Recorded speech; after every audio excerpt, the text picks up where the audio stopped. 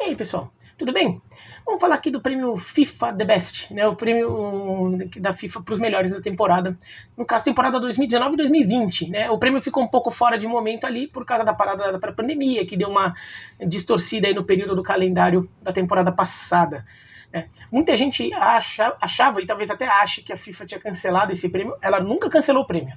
Ela cancelou a cerimônia de entrega do prêmio.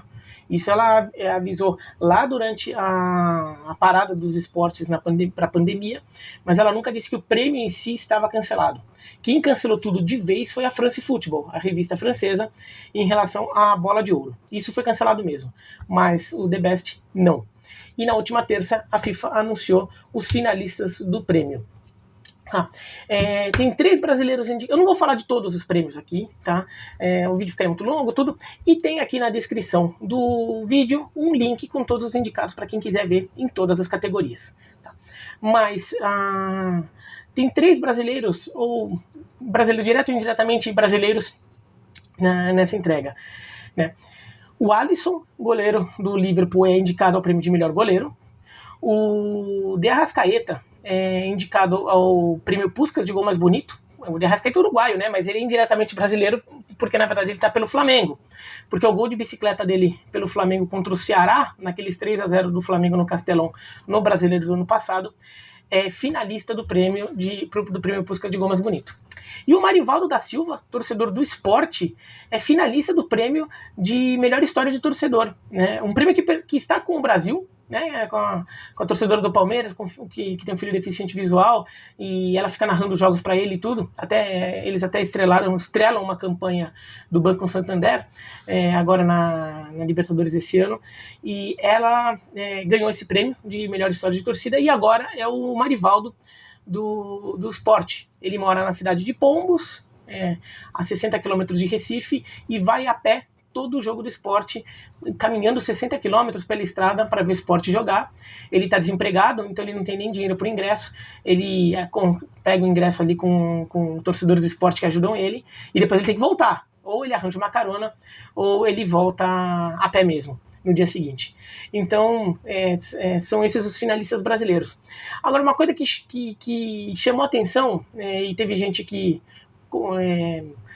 debateu isso, contestou isso, é a indicação do prêmio de melhor técnico. Os 5 indicados são o Hansi Flick, técnico do Bayern de Munique, campeão da Bundesliga, campeão da Champions League, o Jürgen Klopp, técnico do Liverpool, que levou o Liverpool a um título da Premier League depois de muito tempo, ganhando com aquela folga desgraçada ali, batendo recordes e quase batendo alguns outros, né, chegando perto disso. O Julen Lopetegui, técnico do Sevilha, levou o Sevilha ao título da Liga Europa. O Zinedine Zidane, que levou o Real Madrid ao título do Campeonato Espanhol. E o Marcelo Bielsa, que levou o Leeds United ao título da segunda divisão inglesa. Eu não gostei das indicações em geral, tá? Quer dizer, claro que o Hansi Flick foi o melhor técnico do ano, acho que o prêmio é dele, tem que ser dele. Ele assume o Bayern no meio da temporada, o Bayern nem tá tão bem no campeonato alemão, o Bayern voa na Alemanha e voa na Champions League, mete 8 no Barcelona, acho que o Hansi Flick tem que ganhar, tá? Mas o conjunto ali eu não gostei. Tá? São bons técnicos, todos eles são bons técnicos, tá? Mas eu acho que o Lopetegui, o Zidane e o Marcelo Bielsa dá para contestar. Tá? O Lopetegui foi bem pelo Sevilha, mas assim, pro Sevilha ganhar a Liga Europa é uma coisa que acontece com alguma frequência, ainda que nesta campanha tenha vencido o Manchester United, tenha vencido a Internacional, tudo, mas é uma coisa que o Sevilha consegue com muita frequência. E no Campeonato Espanhol, ele fez um Campeonato Espanhol protocolar do Sevilha, um quarto lugar, bons jogos, mas não é que o Sevilha ameaçou o domínio de Real Madrid e Barcelona. O Sevilha não conseguiu nem ficar à frente do Atlético. O Zidane fez um ótimo trabalho no Campeonato Espanhol. Depois da parada para a pandemia, quando o futebol volta, ele vai muito bem na construção do Real Madrid naquela arrancada final, mas o Zidane na Champions League, por exemplo, cai nas oitavas de final, bem perdido ali, né, para o Manchester City em 2 jogos, né, em que o Guardiola, inclusive, vence taticamente o Zidane nos 2 jogos. Tá? E o Marcelo Bielsa, que é um técnico que todo mundo gosta, eu também gosto muito do jeito Bielsa, é um personagem fundamental para o futebol.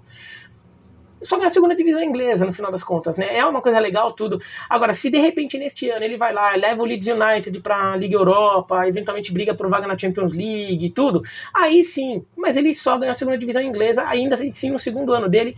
Então, assim, eu acho que tá demais. No final das contas, acho que tem 2 técnicos que deveriam estar nessa lista. Eu tiraria o Bielsa, tá? Eu tiraria o Bielsa e o Lopetegui. Mas entre o Bielsa, o Lopetegui e o Zidane, acho que 2 podiam cair para a entrada do Gianpiero Gasperini, técnico da Atalanta. Fez de novo um trabalho absurdo com a Atalanta, leva a Atalanta para as quartas de final da Champions League, jogando um futebol muito bonito, chega a fazer sombra para a Juventus no campeonato italiano, na reta final do campeonato italiano, principalmente depois que a Lazio começa a cair, a Atalanta aparece bem em determinado momento, junto com a Internazionale. Então, acho que o Gasperini merecia estar aí. Até porque, pela história de time improvável, tudo, acho que merecia mais que o Bielsa, por exemplo. E outro técnico que eu acho que poderia estar aí é o Jorge Jesus, pelo que ele fez no Flamengo. Merecia, não para ganhar para mim é o Hans Flick, e eu acho que o Gasperini e o Klopp podiam brigar pelo segundo lugar, mas a indicação o Jorge Jesus merecia, porque o que ele fez no Flamengo foi algo fora da curva, a gente não pode ignorar, até ver as dificuldades que o Flamengo tem passado neste ano, né, com troca de técnicos e contratando técnicos que têm boas credenciais, mostra como o trabalho do Jorge Jesus foi algo fora da curva, né? Até vendo o que o Jorge Jesus tem feito com o Benfica nesse começo de temporada, que o time está demorando para engrenar, mostra como o trabalho dele com o Flamengo foi um casamento muito acima da média, dos 2 lados. O trabalho foi muito bom. O Flamengo atropela no Campeonato Brasileiro e ganha a Libertadores, metendo 5-0 num baita time do Grêmio na semifinal, e depois ganha do River Plate. Ainda no Mundial de Clubes faz um jogo duro contra o Liverpool, né? Cai só na prorrogação. E foi um jogo que ali o Liverpool mereceu ganhar, tudo, mas o Flamengo deu jogo com o Liverpool. E com um time, claro, que muito inferior tecnicamente de investimento. Então, o trabalho dele não pode ser ignorado. E daí mostra como o futebol sul-americano não é só pouco visto, mas como demora para o resto do mundo se convencer de algo que acontece por aqui. Tá? E daí eu não falo nem tanto dos clubes. Os clubes europeus, sobretudo em relação a jogadores, os clubes europeus estão toda hora contratando jogador daqui. Então eles têm enviados aqui no Brasil, né, ou na Argentina, no Uruguai, eles têm olheiros por aqui, espalhados por aqui, que ficam mandando relatórios, observando jogadores, e os clubes europeus até sabem observar jogadores que jogam na América do Sul, né, sabem até que ponto o que deve ser considerado para identificar se o cara realmente é bom ou não, e se vale pagar X ou Y por ele. Agora, o senso comum, que é o público, a imprensa, sei lá o que, tem dificuldade de valorizar. No caso, a ideia das indicações é um comitê de 10 notáveis ali que determinam, que fazem seus votos, dão seus votos, e daí os finalistas são indicados. O Jesus teve uma menção só, em terceiro lugar. Não sabe quem deu essa indicação, mas o Jorge Jesus teve uma indicação como terceiro melhor técnico do ano, só. Né? Então por isso que não ficou entre os 5 primeiros. No ano passado teve 2 sul-americanos indicados, não só sul-americanos por nascerem na América do Sul, porque daí eu não estou contando argentinos que trabalham na Europa, estou falando trabalhos sul-americanos indicados no ano passado. No ano passado a lista de finalistas era maior que essa, não era só de 5, mas no ano passado teve o Galhardo no River Plate e o Tite na seleção brasileira. Mas aí a gente explica, o Tite chegou lá por quê? Foi um ano meio que não teve tantas competições, além das competições tradicionais de clube, mas teve uma Copa América. E o Brasil ganhou a Copa América. Daí ganhar a Copa América, quer dizer, uma competição importante de seleções, talvez a terceira mais importante, né, perto só da Copa do Mundo e da Eurocopa, o Brasil ganhou, então o técnico da seleção campeã desse torneio acaba sendo indicado para ter uma cota de técnicos de seleção ali. Né, no ano passado teve uma cota maior, teve uma quantidade ali de técnicos de seleção, então o Tite acabou indicado. Acho que é compreensível, até porque ele já tinha treinado o Brasil em Copa do Mundo, então mais gente conhecia o trabalho dele. E o Galhardo, que está há muitos anos no River Plate ganhando muita coisa, já tinha ganhado uma Libertadores, ganhou a segunda, então isso acaba reforçando, fora que técnicos argentinos têm um pouco mais de cartaz lá fora, então mais gente observa. Mas demorou muito para o Gallardo conseguir um status em que as pessoas lá fora vissem ele, a ponto de falar, não, o que ele faz no River Plate é do mesmo nível do que os trabalhos de técnicos na Europa. Então ele foi indicado. Tá? E lembrando que indicação de técnico é diferente de indicação de jogador, porque o trabalho dele se mede também pelo que ele consegue fazer com o que ele tem em mãos. Não é que nem o de jogador que, por exemplo, não, mas você acha que o fulano merece ser finalista de melhor jogador do ano, perto dos jogadores da Europa? Né? Porque daí tem muito a ver com concorrência dele, né? Com tudo isso. Agora, um trabalho de técnico não, né? Deve ser possível. Do mesmo jeito que assim, o Bielsa foi indicado pelo Leeds United, é o trabalho que indicou ele. Né? Não é o time que... Se o Leeds United é o melhor time do mundo ou não. Né? Ninguém coloca isso em questão. Então, eu acho que já desmerecia. Mas a questão aqui é, o que a América do Sul precisa fazer para ser vista lá fora? E daí eu acho que existe um erro muito grande de enfoque sobre como o futebol sul-americano, como continente, e o futebol dos países sul-americanos, né, cada país dentro desse universo, né? Então o trabalho da AFA, da CBF, da Federação Uruguaia, colombiana, chilena, essas coisas. Como eles fazem. Bom, algumas coisas são básicas, né? Daí, assim, eu nem vou me estender muito nessa parte, porque isso é o básico. Organizar mais, essas coisas, né? Então você tem que organizar mais o campeonato, porque o campeonato tem que ser mais organizado. Os clubes têm que ser mais organizados também, porque daí os clubes conseguem ter um nível técnico melhor, vai conseguir ter mais gente no estádio, então o cenário fica mais bonito, sei lá o quê. O nível técnico, por exemplo, se os clubes sul-americanos tiverem mais dinheiro, conseguirem atingir o seu potencial econômico real, e eles não atingem, né, o Brasil não vai ter uma liga de futebol mais rica que a Liga da Inglaterra, mas ele conseguiria ter clubes mais ricos do que os clubes da Holanda e de Portugal. A economia brasileira deveria sustentar isso. Não sustenta por quê? Porque os clubes brasileiros não fazem um trabalho tão bem feito quanto o Ajax, o Benfica, o Porto, né? Então, não conseguem. Mas a economia brasileira tem tamanho para isso. Então, se os clubes sul-americanos conseguirem trabalhar melhor, conseguirem não parar de gastar dinheiro com besteira, daí começar a gastar dinheiro bem, vai conseguir ter melhores jogadores, vai conseguir manter seus melhores jogadores aqui por um pouquinho mais de tempo antes de ir para a Europa, de repente segura ele mais 1 ou 2 anos, ou então quando for vender, vai vender por uma bolada bem grande, não vai ficar perdendo tanto jogador bom para mercado secundário, vai perder só para o mercado principal, ou por ofertas muito caras, muito altas. Todas essas coisas tem que fazer, a gente sabe. De repente ter um jogo até com transmissão mais bonita ali, né, com iluminação melhor em alguns casos, estádios melhores em alguns casos, para poder passar pelo mundo. Tudo isso a gente já sabe. Tá? Mas fora isso, brasileiro sul-americano muitas vezes mede internacionalização da marca com tá vendendo camisa lá na Europa. Se você encontra a camisa do seu time vendendo na Europa, isso é uma besteira sem tamanho, tipo, coisa absolutamente secundária. E 2, nas 3 jeitos, vai. 2, se a imprensa internacional de repente menciona algo que seu time fez, então sai lá no Marca, sai lá na Gazeta dello Sport, sai lá na BBC, na Kicker alemã, que que o seu time fez alguma coisa, né? Internacionalizou a marca, tá conhecido. Tá? A terceira coisa é pegar estrangeiro, seja ele jogador, seja ele um aleatório na rua, e ele dizer que conhece o seu time, sabe que seu time existe. Tá? É isso. Internacionalização da marca para o futebol brasileiro, o futebol sul-americano, muitas vezes é isso. E são 3 coisas completamente secundárias. Completamente secundárias. Tá? O que o futebol sul-americano tem que fazer? Ele tem que mostrar porque ele é especial, porque ele é diferente. Ele nunca vai conseguir mostrar que ele é melhor que o europeu, porque ele não é. Ele pode ser melhor que o europeu em relação à nacionalidade dos jogadores. Pode ter um momento que o Brasil seja de novo visto de novo como uma grande potência mundial ali do momento. Né? O Brasil é visto como um país mais forte na história, mas no momento não se vê o Brasil como uma potência. Depois o Brasil volta a ser campeão do mundo, tem aquelas campanhas da Nike, joga bonito, sei lá o que, o Brasil vira a maior potência do futebol mundial. A Argentina pode voltar a ser vista como uma grande potência, mais forte, bababá. Tá? Mas os jogadores vão estar lá. Os grandes craques estarão lá na Europa, não tem jeito. Tá? Disso não dá para discutir. Agora, o que o futebol... Então não dá para ser melhor. O que ele dá para ser diferente? No que ele pode ser melhor que a Europa?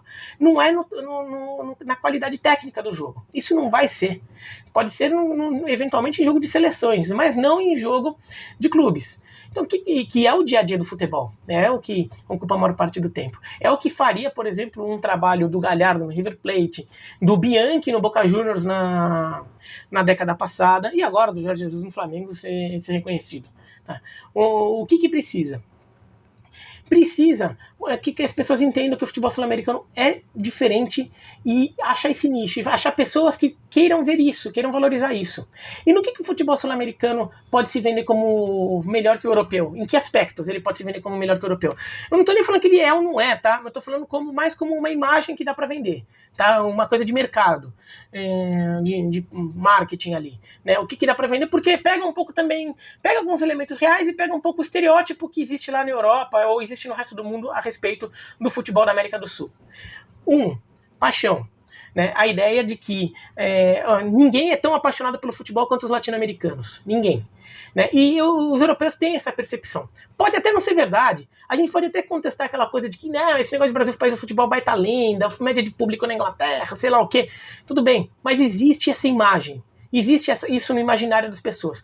Então, se quer fazer isso, vende essa imagem, trabalha por isso, né? Então, cria não só campanha publicitária, mas também faz um trabalho para que os jogos demonstrem isso, entendeu? Mostre a paixão da torcida brasileira, a paixão da torcida argentina, uruguaia, paraguaia, né? Da Conmebol fazendo isso como um todo, e também cada país tendo o seu papel ali, a liga, a federação de cada país também, os clubes de cada país também, ajudando a vender isso. Hoje é muito mais fácil, hoje você pode ser sua própria mídia, você não precisa dos veículos de comunicação estabelecidos, você pode usar os seus perfis em redes, tudo para mostrar isso, né? Então, mostrar a paixão, como ninguém é tão apaixonado, mostrar o talento, porque existe uma ideia de que a América do Sul é um lugar, é o dourado de talentos. Mostra o talento, jogadas espetaculares, jogadores novos surgindo a todo momento. Promove essa ideia de que, assim, você vê na América do Sul o jogador do seu time amanhã. Então, um inglês, um alemão, um italiano podem olhar para o futebol brasileiro e pensar: aqui eu vou ver o futuro craque do meu time. Entendeu? O futuro melhor jogador do mundo vai estar aqui. Né? Pode ser um pouco de balela? Mas assim, você tá achando um espaço no mercado, você tá querendo se divulgar, você tá querendo internacionalizar sua marca. A gente tá falando de negócio aqui, né? Então vende essa imagem, né? Trabalha isso. Não estou querendo dizer que vai dar audiência ao Campeonato Brasileiro na TV europeia, não é isso que tem que, mas não é isso que tem que dar repercussão. É diferente de dar audiência na TV. A gente ainda fica querendo medir isso por audiência de TV. Não, você tem que vender os direitos de transmissão para a Inglaterra. Bom, tem que vender. Se vender é ótimo, tem que trabalhar por isso. Tá? Mas se você estiver repercutindo no dia a dia, tiver na boca das pessoas, redes sociais, de repente